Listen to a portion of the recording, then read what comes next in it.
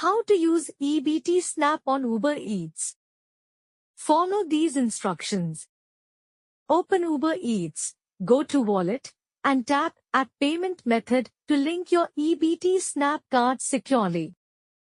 Also add a backup payment method, like debit credit, to cover non-EBT charges like delivery and fees.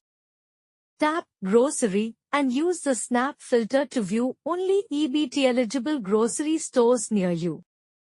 Browse the store and choose only items labeled as SNAP-eligible, like fruits, meat, dairy. Add items to your cart and make sure all SNAP-tagged items are covered by your EBT card.